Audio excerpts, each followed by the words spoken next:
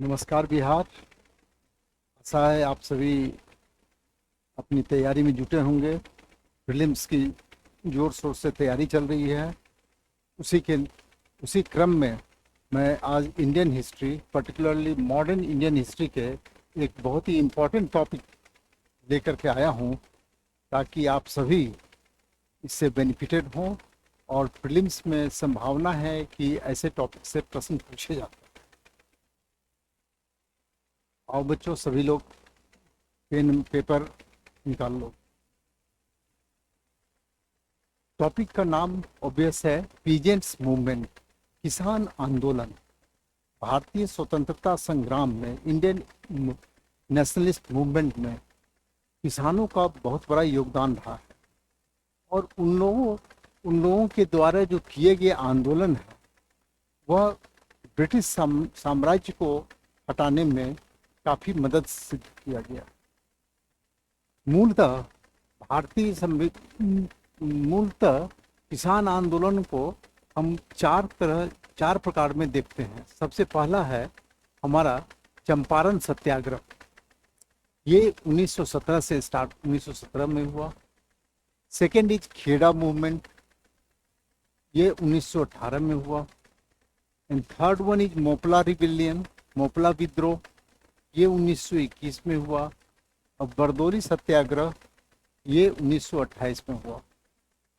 प्रश्न पत्र में क्रोनोलॉजी ऑफ इवेंट पर भी क्वेश्चन पूछे जाते हैं।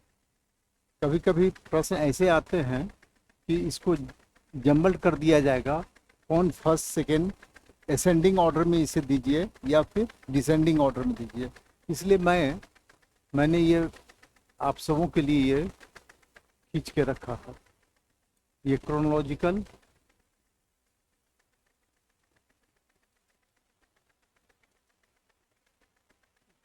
को आप याद रखेंगे, असेंडिंग डिसेंडिंग ऑर्डर में सजाने के लिए भी आ सकता है। अब सबसे पहले हम चंपारण सत्याग्रह के विषय में डिस्कस करते हैं, जो कि बहुत ही मोस्ट इम्पोर्टेंट चैप्टर है इंडियन नेशनल मूवमेंट का।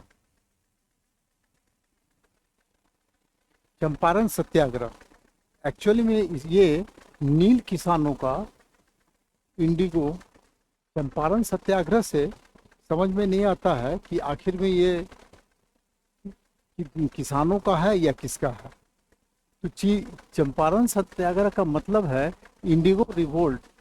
इंडिगो फार्मर्स जितने थे जो कि नील की खेती करते थे, नील का उत्पादन करते थे खेतों में, उससे मतलब है।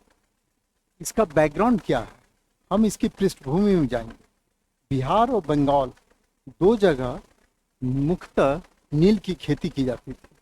बंगाल में सर्वप्रथम उस समय दुर्भिक्ष भी आया, बंगाल में फेमिन आया, जिसके कारण क्या है कि जितने भी फार्मर्स थे उन लोगों की स्थिति बहुत दयनीय हो गई थी। ऐसी दयनीय स्थिति के पश्चात भी, बावजूद भी, इन यूरोपियन इंडिगो प्लांटर्स के द्वारा काफ़ी अधिक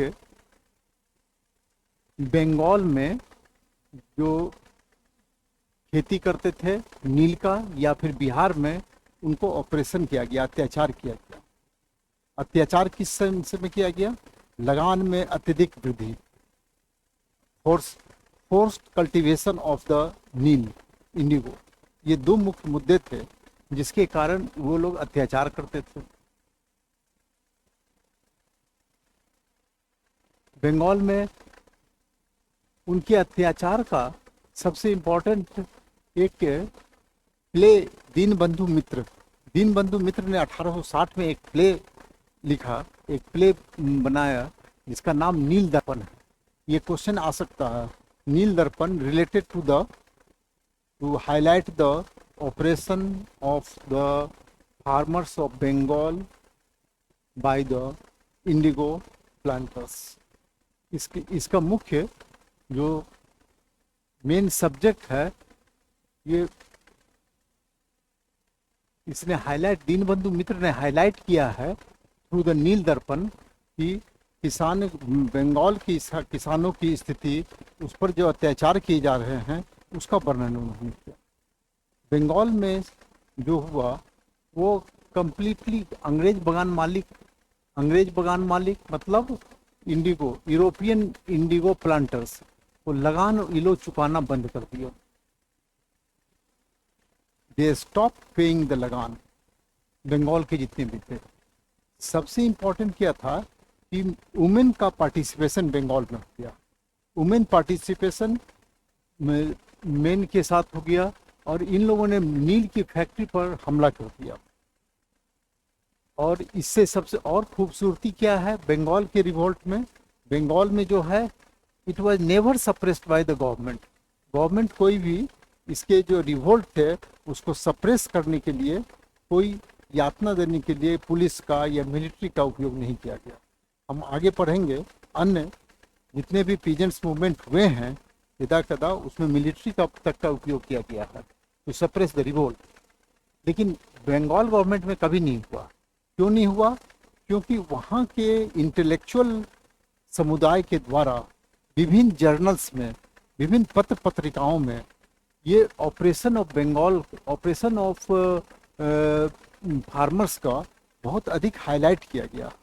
और ये इतना अधिक हाईलाइट हुआ कि धीरे धीरे इंग्लिश जो प्लांटर थे वो उस पर अपना एटीट्यूड चेंज कर दिए और स्लोली बंगाल में farming of indigo came to an end, खत्म किया बंगाल में। No any military operation, no any police action, nothing like that. But only with the use of the journals and papers, and it was highlighted operation। और ये एक जागृति जगा दी गई, एक अवेकनिंग आया इंग्लिश इंडिगो प्लांटर्स में भी कि इस तरह के काम करना उचित नहीं है और उन्होंने धीरे धीरे बंगाल पर ये खत्म किया। लेकिन और राज्यों में जब हुआ वहाँ इससे स्थिति नहीं बनी। अब हम आते हैं बिहार में, ये बंगाल की कहानी है। अब बंगाल में जो ये हुआ तो इसमें तीन बातों को मुख्य रूप से याद रखेंगे बंगाल का, कि वहाँ में दीनबंधु मित्रा की किताब जो लिखी गई, जो प्ले लिखा गया, नील दर्पण नाम है। नील दर्पण में दर्पण mirror of operation of the farmers of indigo। Now दूसरा second one is that never suppressed by the government, ने कोई इस पर रिवोल्ट को सप्रेस करने की कोशिश नहीं किया। अब हम आते हैं बिहार। बिहार में मुख्य रूप से बिहार में नील की खेती मुख्य रूप से दो जगहों होती थी, एक तो चंपारण में और दूसरा मुजफ्फरपुर के कुछ पार्ट्स में। मुजफ्फरपुर भी है, चंपारण में खेती, चंपारण में तो होता ही था नील की खेती और मुजफ्फरपुर में होता। In addition to these two places Shahabad Arrah का रीजन एंड भागलपुर, ये इस जगहों इन दोनों जगहों पर भी नील की खेती होती। नील वाज, इसकी खेती क्यों करवाते थे यूरोपियंस? क्योंकि नील का डिमांड जो था यूरोपियन मार्केट में बहुत अधिक था। टेक्सटाइल का मैन्युफैक्चरिंग होता था, उसको कलरिंग करने के लिए डाई के रूप में नील को, इंडियन इंडिगो को यूज किया जा रहा था। तो प्रश्न उठता है कि इंडिगो को ही कल्टीवेशन के लिए क्यों इतना प्रोत्साहित किया गया यूरोपियन प्लांटर्स के द्वारा? Just because of the fact it was used as a dye for textiles. European textiles जो थे उसमें डाई के रूप में यूज होता था। इसलिए बिहार में इन लोगों ने चंपारण और मुजफ्फरपुर में इसकी खेती करवाना शुरू किया।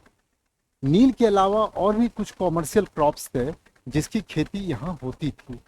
मोस्ट इम्पोर्टेंट वाज ओपियम, अफीम एंड जूट पटसन। इस अफीम की खेती यूनाइटेड बंगाल में सबसे ज़्यादा गया में होता था, जिसके कारण it occupied the first place in opium production, opium का कल्टीवेशन में। बंगाल में, यूनाइटेड बंगाल में, बिहार, बंगाल, उड़ीसा सब एक था। उस समय हमारे यहाँ गया ही एक ऐसा जगह था जो कि सबसे टॉप मोस्ट प्लेस था cultivation of the opium. Opium में ओपियम और कॉमर्शियल क्रॉप ओपियम भी था, जूट भी था, लेकिन इंडिगो पर हम आते हैं। इंडिगो का फार्मिंग जो होता था इन पर्टिकुलरली इन बिहार दो प्रकार के होते थे। वन टेक्निकल टर्म हुआ जिरात, जो टेक्निकल टर्म हुआ जिरात एंड असामी वार। इन दोनों का आप सभी याद रखिएगा, ये प्रश्न आ सकता है कि बिहार में जो इंडिगो की खेती का, नील की खेती दो प्रकार से किया था। उसके टू सिस्टम्स थे। फर्स्ट वन इज जिरात and the second one is असामी वार। जिरात में क्या था, यूरोपियन, इंग्लिश और ब्रिटिशर्स जो थे वो स्वयं प्लांटर्स जो हैं वो स्वयं खेती करवाते थे with the help of the farmers. उसको एक फिक्स्ड मजदूरी देते थे और खेती करवाते थे। असामी वार टाइप ऑफ कल्टीवेशन क्या था, इसमें रैयत मतलब cultivators, farmer, Indian farmers were forced, उन्हें बाध्य किया जाता था कि आप अपने खेत में इंडिगो की खेती कीजिए और उससे जो उपज होता था उसको एक फिक्स्ड रेट पर उनसे खरीद लिया जाता था। किनके द्वारा खरीदा जाता था, यूरोपियन प्लांटर्स के द्वारा। एक तो स्वयं भी खेती करते थे जिरात के माध्यम से, एंड दूसरा वो लोग इससे भी रॉयत को कहते थे, देवर पोस्ट, उनको बाध्य किया जाता था कि आप इंडिगो की खेती कीजिए और जो उपज आता है वो आप हमें दे दीजिए, but on a fixed price. यह फिक्स्ड प्राइस बहुत ही कम होता। इसी क्रम में बिहार में चंपारण में यूरोपियन सिस्टम ने क्या किया, यूरोपियन प्लांटर्स ने किया, तीन कठिया सिस्टम को लागू किया। तीन कठिया सिस्टम उसने लागू कर दिया। यह तीन कठिया सिस्टम जो था, 3 कट्ठा, आप लोग हिंदी भाषाभाषी हैं, कट्ठा में जमीन का नापी होता है, 20 कट्ठे का 1 बीघा होता है। तो ये 3 कठिया सिस्टम उन्होंने इंट्रोड्यूस कर दिया and the farmers were force to obey this system. 3 कठिया सिस्टम क्या है, 3 कट्ठा प्रति बीघा। एक बीघा में 20 कट्ठा है, तो 3 कट्ठा में कंपल्सरली आपको इंडिगो की खेती करनी है। This is the first requirement, first condition उन्होंने रखा। सेकेंड कंडीशन क्या रखा कि आप जो उपजाएंगे उससे जो भी उपज होगा वो सब हमें ही बेचेंगे। You cannot sell any other place and that too on the price fixed by us, जो कि बहुत न्यूनतम था।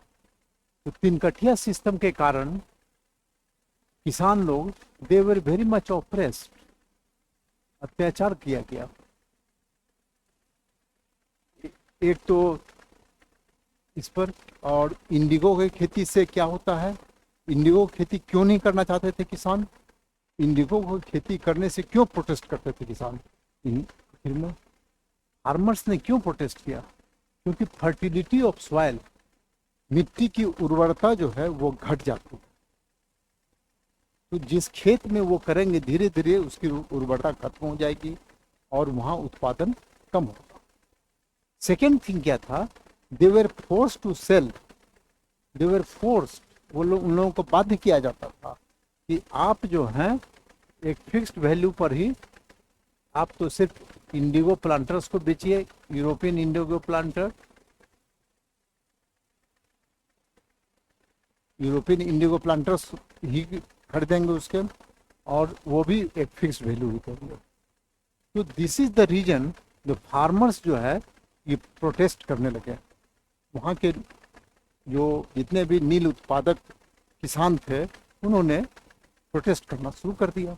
इस बीच में क्या हो गया कि जर्मन साइंटिस्ट, जर्मनी में एक आर्टिफिशियल डाई उन लोगों ने बना दिया, जर्मन साइंटिस्ट के द्वारा।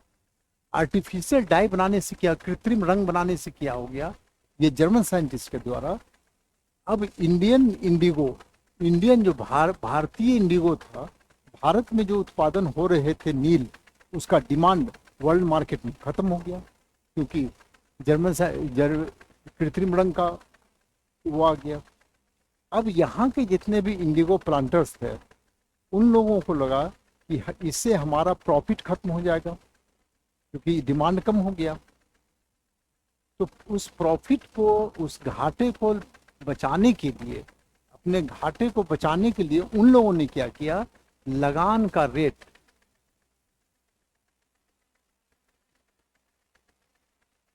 ये लगान जो है फार्मर्स पर ज्यादा कर दिया, बहुत अधिक बढ़ा दिया। नाउ ये भी एक ऑपरेशन का कारण हो गया, टैक्स सबसे ज्यादा देना पड़ने लगा। उन लोगों ने सोचा लगान को हम बढ़ा देते हैं तो हमारा जो लॉस हो रहा है जर्मन के आर्टिफिशियल डाई के कारण, तो उस लॉस को हम लोग कंपनसेट कर लेंगे अपने प्रॉफिट में। और यह जो प्रॉफिट कहाँ से आ रहा था, ये लगान में वृद्धि के कारण। लगान कौन दे रहा था, फार्मर्स दे रहे थे। तो फार्मर्स के पास, फार्मर्स के प्रति ये एक अत्याचार ही था। एक तो सबसे पहला कारण ये हो गया कि they were compulsorily told, they were forced to cultivate their indigo in their own ये। Second, they were forced to sell themself to other people, not other people, only to the indigo planters, European indigo planters.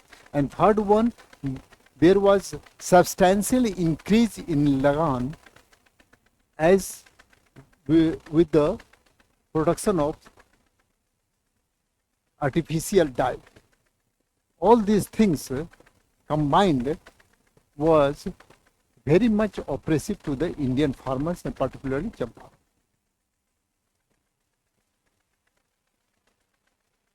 Champaran में एक व्यक्ति थे, वो भी कृषक ही थे। आपको मैंने बताया है पहले भी अपने लेक्चर में, श्री राजकुमार शुक्ला की। वो राजकुमार शुक्ला इंडियन नेशनल कांग्रेस का सेशन 1916 में लखनऊ में, इंडियन नेशनल कांग्रेस का सेशन जो 1916 में लखनऊ में आयोजित हुआ, राजकुमार शुक्ला वहाँ अटेंड करने के लिए गया। और उन्होंने यहाँ के किसानों के अत्याचार, किसानों पर हो रहे अत्याचार, खासकर नील उत्पादक किसानों को के विषय में सबों को अवगत कराया। और साथ ही साथ उन्होंने महात्मा गांधी को इनवाइट भी किया कि आप चलिए महात्मा वहाँ और देखिए हम लोगों का किसानों की क्या स्थिति। इनके इनविटेशन पर महात्मा गांधी वहाँ आते भी हैं 1916 में। ब्रिटिश गवर्नमेंट महात्मा गांधी को अरेस्ट कर लेती है, जन शांति भंग होने के ग्राउंड पर उनको अरेस्ट किया जाता है, उनको जेल में डाला जाता है, लेकिन फिर उन्हें रिलीज कर दिया जाता है। रिलीज करने के बाद महात्मा गांधी आके इनकी समस्याओं को सुनते हैं और वो किसी प्रकार का कोई प्रोटेस्ट वो नहीं करते, सिर्फ समस्याओं को सुनते हैं और सबके साथ होते हैं।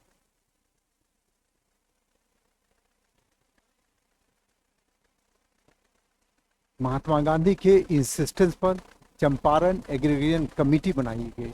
चंपारण एग्रेरियन माने एग्रेरियन कमेटी का गठन किया गया। उसके ये सदस्य भी थे महात्मा गांधी के। महात्मा गांधी स्वयं भी इस कमेटी के सदस्य बने और महात्मा गांधी के दबाव में यह क्रिएट किया गया, बनाया गया ब्रिटिशर्स के द्वारा। और इस कमेटी ने जो रिकमेंडेशंस दिया उसको चंपारण एग्रेरियन एक्ट के नाम से बोला गया। इस कमेटी ने recommendation of the Champaran agrarian committee, इन्होंने जो सिफारिशें दी वो 3-4 थे। ये बहुत इंपॉर्टेंट सिफारिश है और इन्हीं सिफारिशों को मिला करके ये चंपारण एग्रेरियन एक्ट 1919 के रूप में इसे पारित किया गया। क्या क्या है, तिनकटिया सिस्टम को समाप्त कर दिया जाए, पहला डिमांड इस कमेटी का यही रखा गया। सेकेंड थिंग था कि और भी अन्य प्रकार के जो भी लगान के अलावा भी अन्य किसी प्रकार के टैक्स जो कि इम्पोज किया गया फार्मर्स पर, उसे समाप्त कर दिया जाए। एंड थर्ड वाज लगान के रेट में कमी की है, क्योंकि लगान का रेट अत्यधिक हो चुका था। इंटरनेशनल मार्केट में इंडियन इंडिगो की खपत कम होने लगी, सप्लाई कम होने लगा, तो अपने प्रॉफिट, अपने लॉस को कंपनसेट करने के लिए इंडिगो प्लांटर्स ने इस पर लगान में वृद्धि कर दिया था। उन्होंने कहा कमी हो जाए। इसके साथ ही साथ किसानों के द्वारा अब तक जो भी वसूल किया गया, जो भी रिकवरी की गई as a tax, as a lagaan, उसका 25% कहा गया कि आप लौटा दीजिए। तो दीज 4 इम्पोर्टेंट रिकमेंडेशंस, सिफारिशें थी जिसको गांधी जी ने ये करवाया, और इसको चंपारण एग्रीगेशन एक्ट के नाम से हम लोग जानते हैं।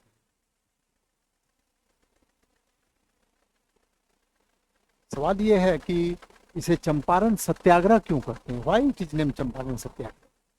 इसका नाम रखा जाना चाहिए था revolt of India. Champaran Satyagraha का नाम बेसिकली ये पीजेंट मूवमेंट था, और इसका नाम ये नील किसानों का विद्रोह, रिवोल्ट ऑफ इंडिगो फार्मर्स भी कर सकते हैं, क्योंकि फार्मर्स के द्वारा रिवोल्ट किया गया। लेकिन इंडियन हिस्ट्री में या वर्ल्ड हिस्ट्री में कहीं भी हम इसे चंपारण सत्याग्रह के नाम से ही जानते हैं। इसके मुख्य रीजन 2 हैं। पहला कि चंपारण सत्याग्रह जो है महात्मा गांधी के नेतृत्व में ही बना, नेतृत्व में हुआ, और उनके द्वारा गठित कमेटी के द्वारा जो सिफारिशें दी गई उसको लागू करवाने का प्रयास किया गया।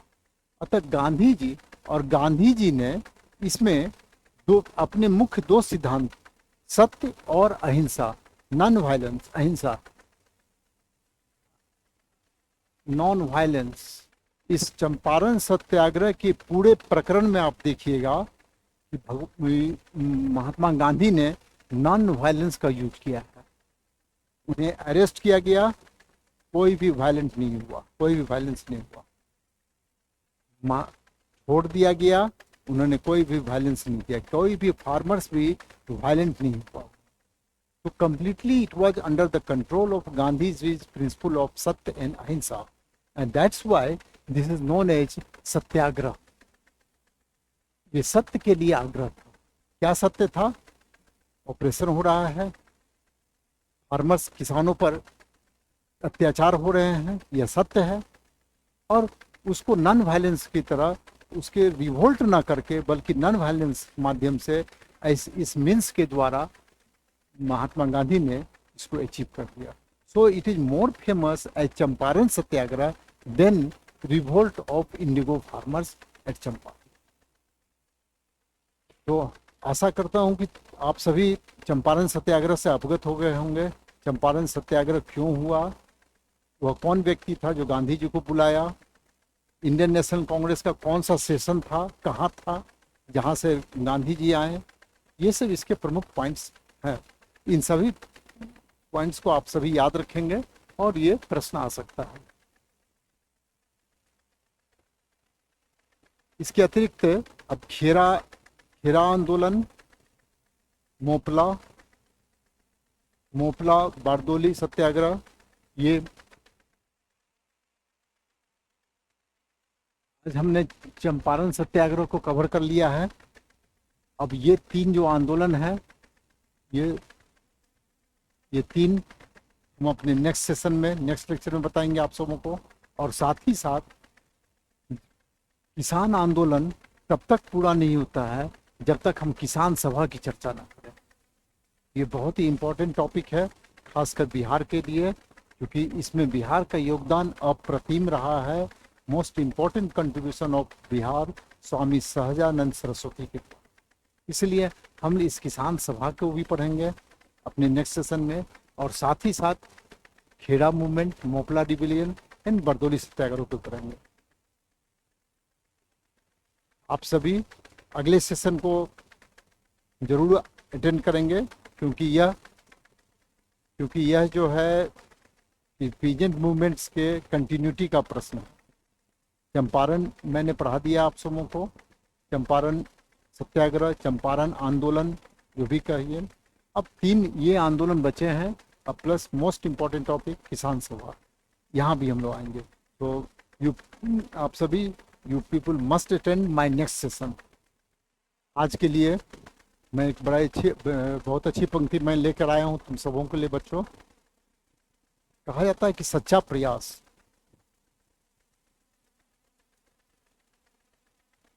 ऑनेस्ट कभी निष्फल नहीं होता। Honest labour never goes in vain. बहुत ज़्यादा लंबी छलांग हम ये सोचते हैं कि चलो आज छोड़ देते हैं पढ़ाई, कल हम करेंगे, परसों हम करेंगे। यह जो है यह प्रवृत्ति नहीं रहनी चाहिए। इसमें क्या है कि निरंतरता is important, consistency is important, क्योंकि यह बहुत लंबी लड़ाई है। तो लंबी छलांग को हम लोग नहीं लगाएंगे, बल्कि निरंतर बढ़ते कदम को हम लोग अपनाएंगे। लंबी छलांगों से कहीं बेहतर है निरंतर बढ़ते कदम, कंटिन्यूअसली हम पढ़ते रहेंगे, जिसके कारण है एक दिन हमको मंजिल अपनी मिल ही जाएगी। So honest labour never goes in vain my dear friends, and slow and study wins the race. आज यही इतना ही, और नेक्स्ट सेशन में हम सभी मिलते हैं। अन्य जितने भी 3 बचे हैं, 3 और पीजेंट मूवमेंट्स प्लस किसान महासभा, किसान सभा के साथ। Thank you.